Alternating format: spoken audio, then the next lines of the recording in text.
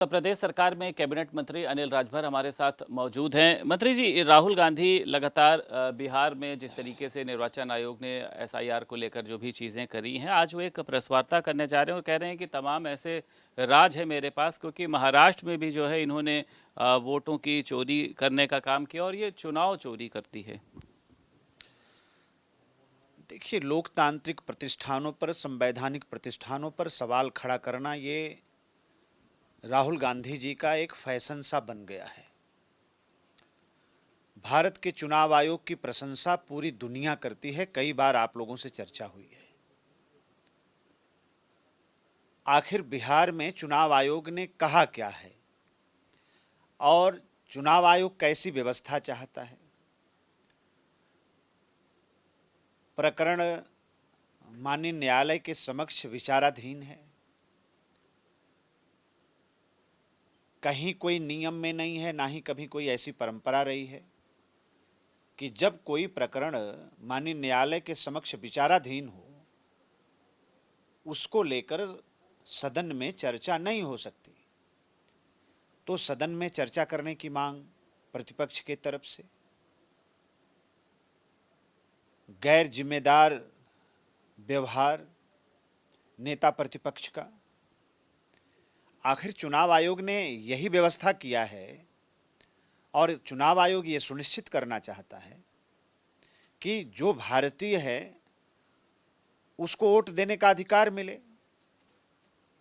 जो बांग्लादेशी हैं, जो रोहिंग्या हैं, जो घुसपैठिए हैं, अगर वो फर्जी तरीके से वोटर लिस्ट में अपना नाम डलवाए हैं तो उसको चिन्हित करने का काम चुनाव आयोग कर रहा है, वोटर लिस्ट से ऐसे लोगों को बाहर करने का काम कर रहा है। तो इसमें क्या गलती है?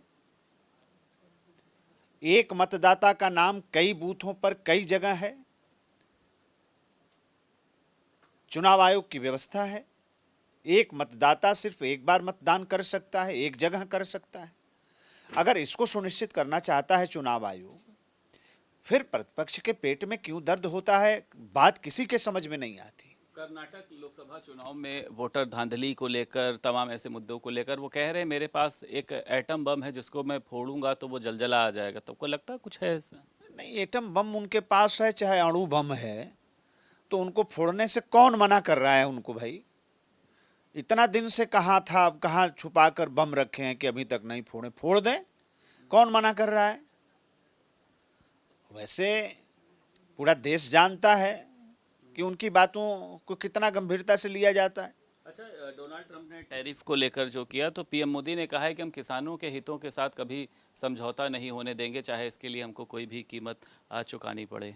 बिल्कुल, आज सुबह श्रद्धेय प्रधानमंत्री जी का बयान आया, हम सब लोग अभिनंदन करते हैं, स्वागत करते हैं।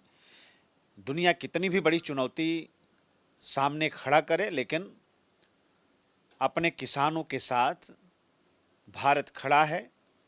माननीय प्रधानमंत्री जी की सरकार खड़ी है और किसी भी बात का कोई समझौता नहीं किया जा सकता। ठीक है, अखिलेश यादव के ऊपर कल सीएम योगी ने एक पलटवार किया था कि ए फॉर अखिलेश और गा फॉर गधे जैसी बुद्धि उन्होंने कहा था। तो अखिलेश यादव कह रहे हैं कि गा से गरीब भी तो होता है, भाजपा की डिक्शनरी में हो सकता है कि गा से गधा होता हो। गरीब कल्याण के लिए तो हमारी सरकार समर्पित है, ये उनको नहीं दिखाई देता है। 4 बार उनकी सरकार उत्तर प्रदेश में रही है, जहां गरीब के बच्चे पढ़ने जाते हैं। उन परिषदीय विद्यालयों की दशा क्या बना के रख दिया था। आज पीडीए पाठशाला चला रहे हैं। कायाकल्प योजना से आज परिषदीय विद्यालय चमक गए, आमूल चूल परिवर्तन हुआ। आज गरीब का बच्चा पंखे और कूलर के नीचे पढ़ रहा है, बेंच पे पढ़ रहा है, स्मार्ट क्लास चल रहे हैं। पीएम श्री स्कूल की परिकल्पना आज चरितार्थ हो रही है।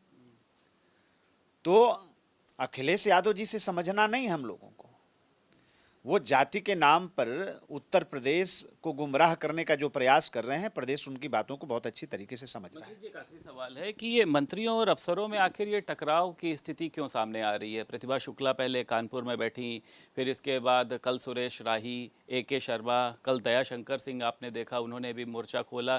क्या अफसर आप लोगों के ऊपर भारी पड़ रहे हैं? आप लोग का कहना नहीं सुन रहे हैं और इसका कुछ नुकसान नहीं होगा, क्योंकि विपक्ष तो इसका देखिए खुलकर लाभ उठा रहा है कि मंत्रियों की चली नहीं रही है। ना ना, इससे कोई बात नहीं है। कभी कभी कम्युनिकेशन का गैप कभी कभी ऐसी स्थिति पैसा पैदा करता होगा, कहीं ऐसी कोई बात नहीं है। एक बेहतर तालमेल बना के रखना हम लोगों की भी जिम्मेदारी है। तो क्यों बैठना पड़ रहा है? कल देखिए सुरेश राही ट्रांसफार्मर के लिए वो बैठ गए वहाँ पर, प्रतिभा शुक्ला थाने में बैठ गई, दयाशंकर भी PWD से वो नाराज हो गए। तो आपको लगता नहीं है कुछ स्थिति इस तरीके की खराब है, इसको सही करना चाहिए? नहीं, सब ठीक है। थोड़ा इस समय बारिश के नाते आप जान रहे हैं, थोड़ा समस्या है और रहती भी है। गर्मी का दिन है, ऊपर से बारिश है, ऊपर से बाढ़ है। थोड़ा एक संतुलन थोड़ा हम लोगों को भी बेहतर बना के चलने की आवश्यकता। मौर्य के ऊपर जो हमला हुआ कल, सही मानते हैं उसको आप? नहीं, मैं इसकी निंदा करता हूं और इस तरह की बात नहीं होनी चाहिए। ये भाजपा के गुंडे हैं, वो मुख्यमंत्री चाहते हैं मेरे ऊपर जानलेवा हमला हो, इसीलिए मेरी सुरक्षा हटाई गई। नहीं, अगर इस घटना को भी अवसर में बदलना चाहते हैं तो वो उनके लिए भी ये ठीक बात नहीं है। लेकिन इस तरह की बातों की हम लोग निंदा करते हैं। डेमोक्रेसी में इस तरह की बात की कोई जगह नहीं होनी चाहिए। उत्तर प्रदेश सरकार में कैबिनेट मंत्री अनिल राजभर हमारे साथ मौजूद थे। लखनऊ से वीडियो जर्नलिस्ट SK वर्मा के साथ संदीप खेर, भारत समाचार।